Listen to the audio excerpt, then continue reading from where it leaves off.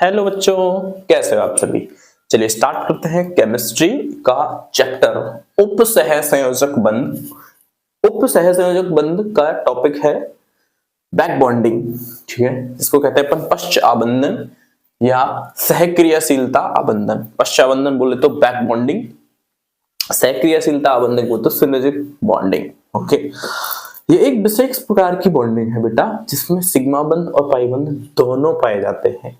ठीक है, सिग्मा बंध और पाई बंध दोनों पाए जाते हैं। और बैक बॉन्डिंग मतलब आपको नॉर्मली पता है कि केंद्रीय धातु परमाणु को लिगेंड अपना इलेक्ट्रॉन युग्म दान करता है और उपसहसंयोजक बंध बनाता है। ठीक है ना, इसमें बैक बॉन्डिंग भी होती है। मतलब सर धातु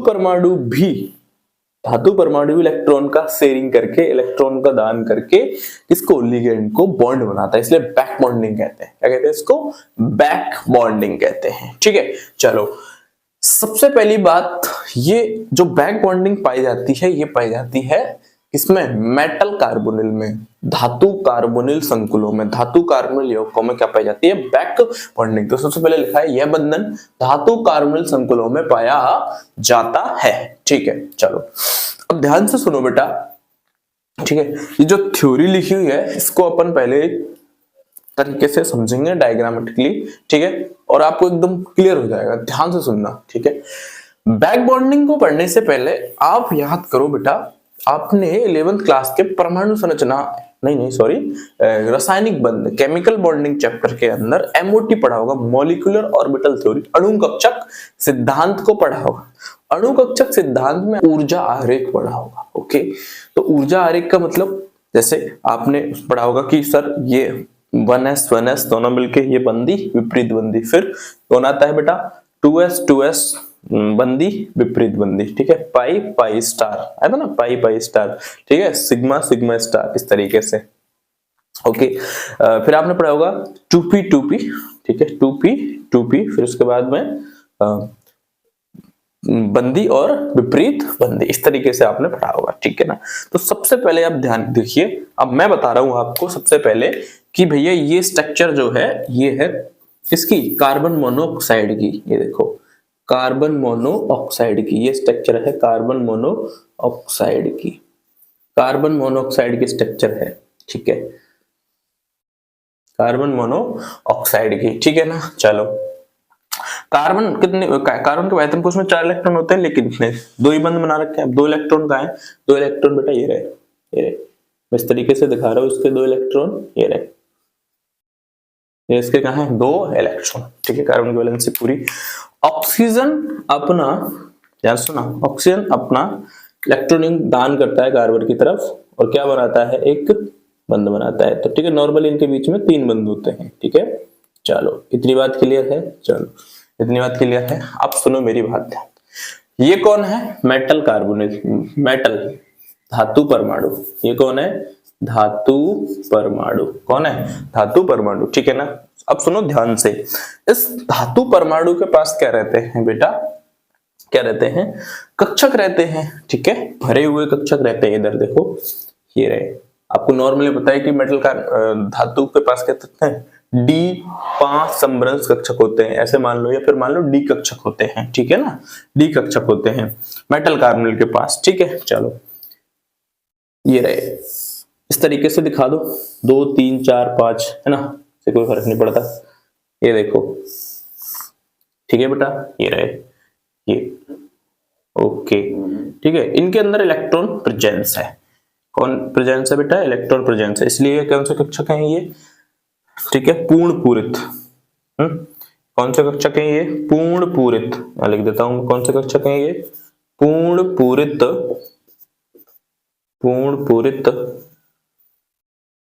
असंकृत, पूर्ण पूरित असंकृत कक्षक। कैसे कक्षक है ये? पूर्ण पूरित असंकृत पूर्ण पूरित असंकृत कक्षक, पूर्ण पूरित असंकृत कक्षक। ठीक है, पूर्ण पूरित असंकृत कक्षक। क्लियर? ठीक है, ओके, ये एक और दिखा दो इधर। ठीक है।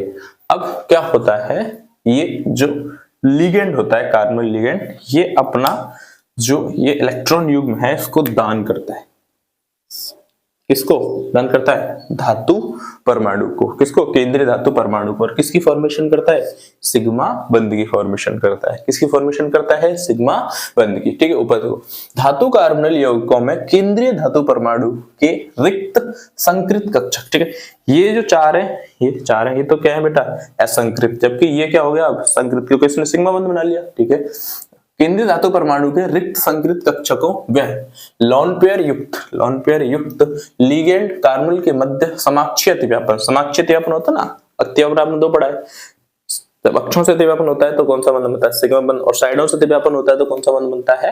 पाई बंध बनता है। ठीक है। समाक्षीय अतिव्यापन द्वारा सिग्मा बंध का निर्माण करता है। इस क्रिया में इलेक्ट्रॉन का जो प्रतिस्थापन होता है वो लिगेंड की तरफ से धातु परमाणु की ओर होता है, लिगेंड से केंद्रीय धातु परमाणु की ओर होता है, जिससे इस केंद्रीय धातु परमाणु पर क्या बढ़ जाता है? इलेक्ट्रॉन घनत्व। जिससे केंद्रीय धातु परमाणु पर इलेक्ट्रॉन घनत्व बढ़ जाता है।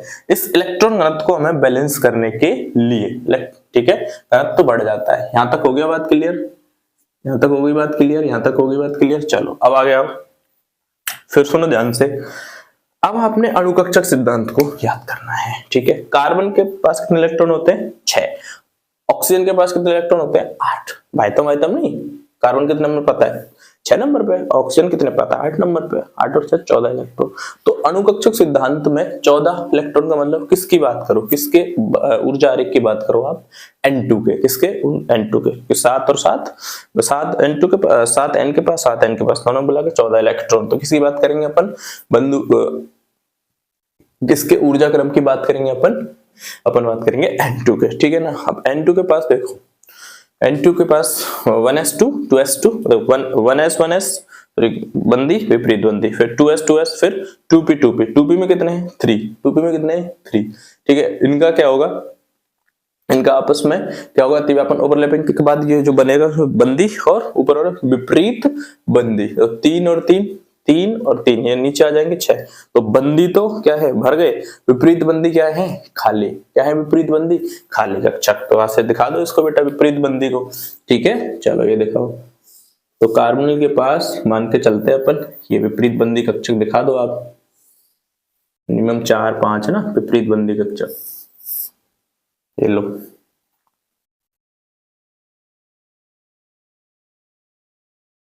थोड़ा सा ऐसे दिखाता हूं। ठीक है बेटा। ये क्या होगा इसके पास? विपरीत बंदी कक्षक। ठीक है। इसको लिख दूं मैं, अपूर्ण, ठीक है, विपरीत बंदी कक्षक। ठीक है। अपूर्ण विपरीत बंदी कक्षक। विपरीत बंदी कक्षक। ठीक है। अपूर्ण विपरीत बंदी कक्षक है। ठीक है ना। ठीक है। अब क्या होगा? जब सुनो, मेटल कार्बोनिल, ठीक है, मेटल कार्बोनिल अपने इलेक्ट्रॉन को दान करेगा। किसको? मेटल केंद्रीय धातु परमाणु अपने इलेक्ट्रॉन दान करेगा। किसको? कार्बोनिल को। किसको दान करेगा? कार्बोनिल को। ध्यान से समझना, किसको दान करेगा? कार्बोनिल को। और जो ओवरलैपिंग होगी वहां किससे होगी बेटा? साइडों से।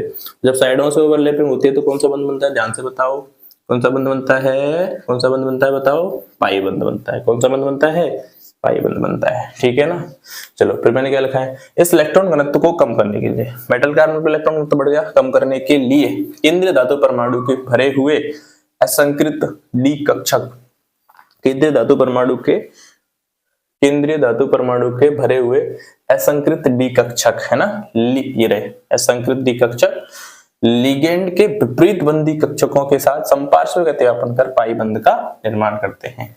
यहाँ इलेक्ट्रॉन का विस्थापन कहाँ होता है? केंद्रीय धातु परमाणु से लिगेंड की तरफ। तो इसलिए इसको क्या बोलते हैं? Back bonding. अपन नॉर्मली क्या पढ़ते हैं? लिगेंड का केंद्रीय धातु परमाणु को अपना इलेक्ट्रॉन योगदान करता है। यहाँ पर देखो, केंद्रीय धातु परमाणु भी लिगेंड से बैक बॉन्डिंग करता है। ठीक है। और पाई बंध का निर्माण करता है। इलेक्ट्रॉन का विस्थापन केंद्रित धातु परमाणु से लिगेंड की तरफ होता है, लिगेंड की तरफ होता है। इस प्रकार धातु कार्बोनिल में सिग्मा बंध व पाई बंध दोनों बंध के गुण पाए जाते हैं। इसे पश्चाबंधन या सहक्रियाशीलता आबंधन कहा जाता है। पश्चाबंधन या सहक्रियाशीलता आबंधन कहा जाता है। क्या बोलते हैं? पश्चाबंधन या सहक्रियाशीलता आबंधन कहते हैं। ठीक है, पश्चाबंधन या सहक्रियाशीलता आबंधन कहते हैं। क्लियर है ना? पश्चाबंधन या सहक्रियाशीलता आबंधन कहते हैं। ठीक है, इस पश्च क्रियाशीलता मेटल कार्बोनिल धातु कार्बोनिल में जब ये पश्च क्रियाशीलता पाई जाती है, ठीक है, पश्च क्रियाशीलता आबंधन से धातु कार्बोनिलों को क्या बढ़ता है? स्थायित्व बढ़ता है, इसलिए अपन इसको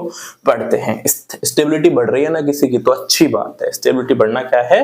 अच्छी बात है। ठीक है ना? अच्छा, नॉर्मली देखो 6 कक्षक होते हैं ना, 3 और 3 ऐसा करके ना, तो इसको एक और दिखा सकते हो नॉर्मली। ये रहा, यहाँ पे एक कक्षक और दिखा सकते हो तुम लोग।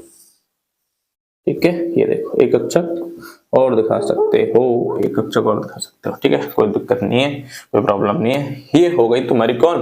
Back bonding. ठीक है, क्विक रिवाइज 1 सेकंड के लिए फिर सुन लो। सबसे पहले क्या होता है? सबसे पहले क्या होता है? केंद्रीय धातु परमाणु, केंद्रित धातु परमाणु के जो संकृत कक्षक होते हैं और लिगेंड अपना लोन पेयर धारण करता है और सिग्मा बंध का निर्माण करता है, जिससे कि इलेक्ट्रॉन घनत्व केंद्रीय धातु परमाणु में बढ़ जाता है। इलेक्ट्रॉन का विस्थापन लिगेंड से केंद्रीय धातु परमाणु की तरफ होता है। केंद्रीय धातु परमाणु इलेक्ट्रॉन घनत्व को कम करने के लिए, इलेक्ट्रॉन घनत्व को कम करने के लिए वापस अपने असंकृत पूर्ण पूरित कक्षकों से लिगेंड के साथ साइड समपार्श्विक अतिव्यापन करता है, साइड ओवरलैपिंग करता है, जिससे कौन से बंध का निर्माण होता है? पाई बंध का निर्माण होता है। ठीक है, इसलिए इसमें सिग्मा व पाई बंध दोनों के गुण पाए जाते हैं, इसलिए इसे क्या कहते हैं? बैक बॉन्डिंग कहते हैं। क्योंकि इलेक्ट्रॉन का विस्थापन मेटल कार्बोनिल धातु परमाणु से कार्बोनिल लिगेंड की तरफ भी होता है। जनरली अपन पढ़ते हैं कि लिगेंड केंद्रीय धातु परमाणु को दान करता है, इसमें दोनों तरह से बॉन्डिंग होती है, इसलिए इसे कहते हैं बैक बॉन्डिंग। क्या बोलते हैं इसको? Back bonding. और बैक बॉन्डिंग से धातु कार्बोनिलों का स्थायित्व बढ़ता है। आई थिंक आपको बहुत बढ़िया से क्लियर हुआ होगा। ठीक है, अगर आपको वीडियो अच्छी लगी है तो चैनल को सब्सक्राइब कीजिए, लाइक कीजिए, देखते रहिए। Thanks for watching this video. Thank you.